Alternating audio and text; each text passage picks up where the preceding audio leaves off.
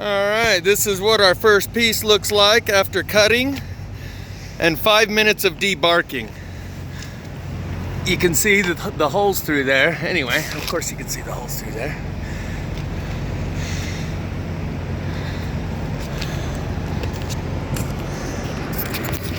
Solid burn all the way down through the middle on all sides. And that's how quick and easy these are. And now that I know where the honey hole is, I think I'm gonna probably take the truck and trailer and just go down there and get them all in one day.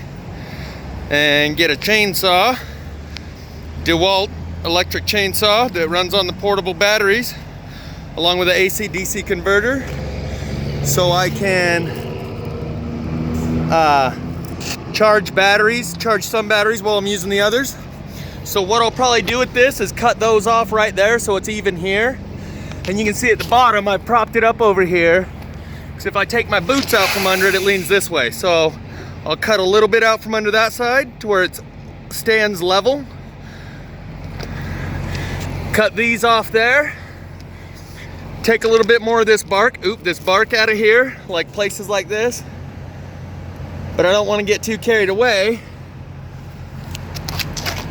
and leave tool marks. So that was only 5 minutes of debarking. Another 30 minutes, maybe an hour of cleaning with a sponge, a scrubby sponge, dish sponge with a scrubby on it. And then lacquer away.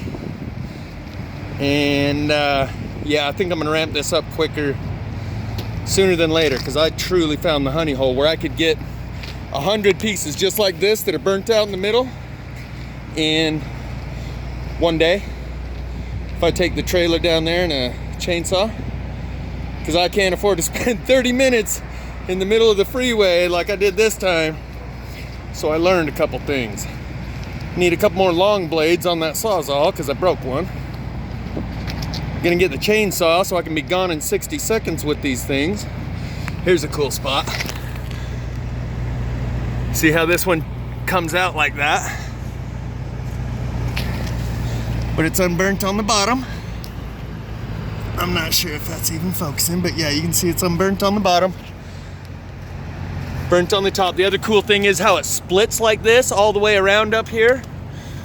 Here, these big splits in it, yet it's unburnt in there.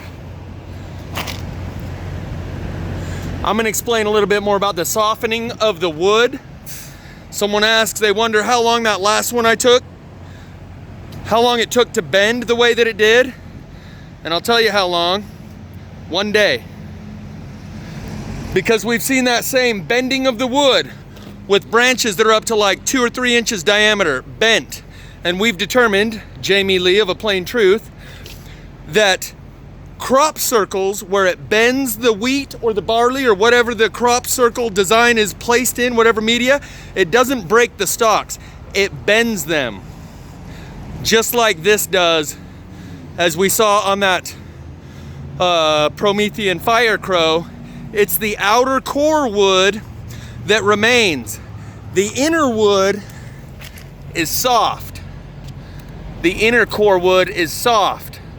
The outer hardwood, I don't care how long you take and how much of a humidifier, and if you bend it a little more each day, you're not gonna get that stuff to bend unless you apply the energy that softens the wood and bends it in the way that